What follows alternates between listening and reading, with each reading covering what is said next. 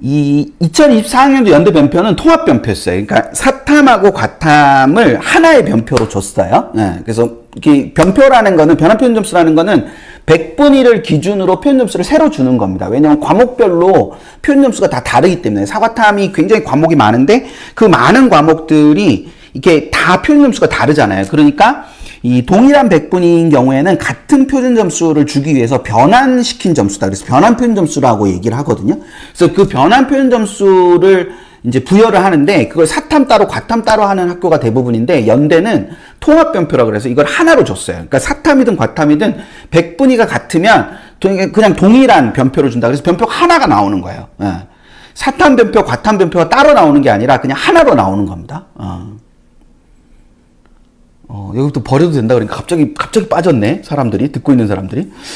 자, 그럼 여기서 이렇게 돼 있는데, 지금 여기 이게 변표의 모습이에요. 변표의 모습인데, 그러면 이제 이게 사탐이든 과탐이든 3%씩 가산이 될 거 아닙니까? 가산이 되면은 이런 모습으로 바뀌어요.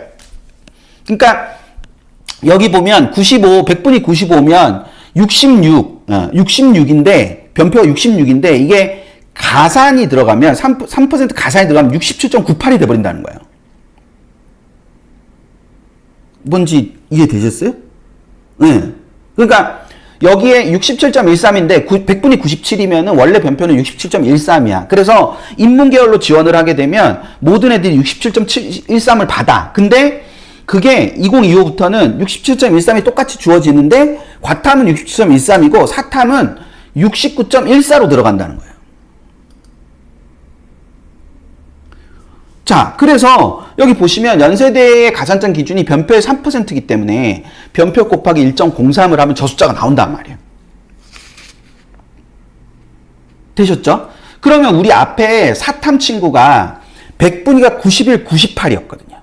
그게 91, 98이니까 91은 64.18인데 66.11이 되고 98은 60.75인데 69.78이 돼버린단 말이에요. 되셨죠? 그래서 원래 91은 여기인데 자, 감동적인 PT가 나올 거예요. 여기 100분위가 91인데 분명히 91이잖아요. 그런데 여기에 위치하는 거잖아. 이게 딱딱 알아들을 수 있지 않나요, 지금? 딱딱? 근데 예를 들어서 이 100분위 98은 100도 넘어.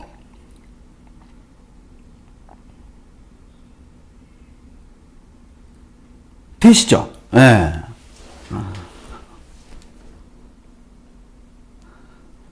자, 이렇게 되는 겁니다. 이렇게. 그래서 결과적으로 100분이 91, 98이지만 가산하면 95나 96 또는 100 이상이 돼버리는 구조가 된다는 거죠. 그래서 100분위가 2에서 5 정도의 차이가 나는 거예요. 100분위가. 100분의 2에서 5에서 차이가 나서 그럼 왜 이런 현상이 생기느냐? 3% 가산인데 그럼 여기 보시는 것처럼 이 표현 점수는 변환 표현 점수는 1점씩 떨어지지 않아요. 1점 단위가 아니에요. 여기서 여기까지는 0.8점 정도 되고 여기서 여기는 0.6점 정도 되고 여기서 여기도 0.6점 정도 되고 여기 0.5점 정도 되고 이렇게 되잖아요. 그러니까 변표는 1점 단위가 아니고 심지어 100분위가 이렇게 비규칙적으로 있잖아요. 100, 99, 98, 97 이런 식으로 안 있잖아요. 98부터 갑자기 95로 떨어지고 막 이렇게 가잖아요. 이렇게 가기 때문에 생기는 거예요. 되시죠? 예. 네. 그러면 생각을 해보세요. 경희대 생각나요? 경희대? 경희대 생각해보세요. 경희대. 경희대 아까 연대는 변표의 3%인데 경희대는 몇 점이었는지 기억나세요? 경희대는? 그렇죠. 경희대는 4점이었단 말이에요. 그럼 4점이 더해지는 거예요. 64.18이 68.18이 되는 거예요.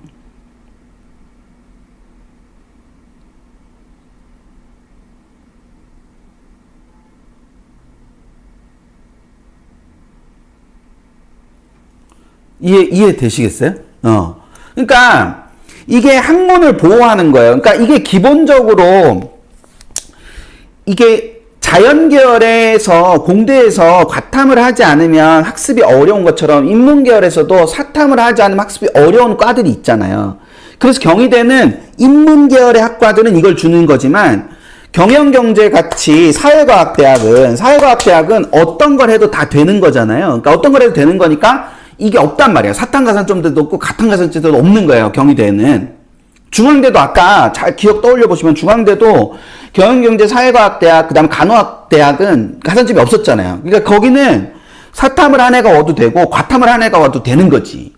그러니까 그냥 똑같이 이렇게 하는 거예요. 근데 인문계열은 영어 영문학과나 뭐 철학과나 뭐 이런 쪽에는 사탐을 한 애가 와가지고 공부를 해야 걔가 오래 학교에 남고 그 부분이 되는 거잖아요.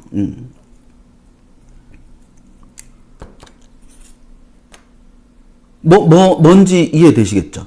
그래서 기본적으로는 뭐 예를 들어서 한 두 문항 정도를 생각하셔야 되는 거죠.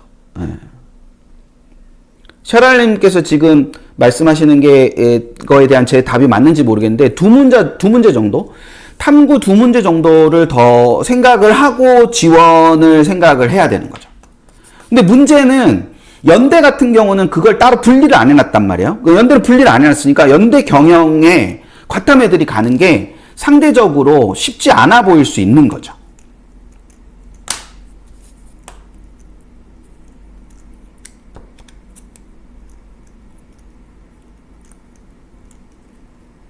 되시겠죠? 네.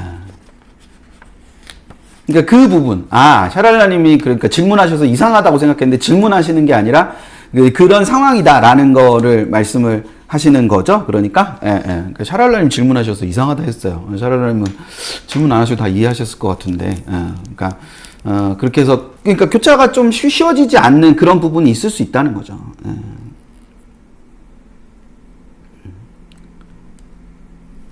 뭔지 되셨어요? 자, 그리고 이제 말도 많고 탈도 많은 그러니까 여기까지 이제 이해되시죠? 그러니까 그건 학교마다 달라요. 상경을 집어넣는 학교도 있고 집어넣지 않는 학교도 있고 그건 학교마다 다른 겁니다.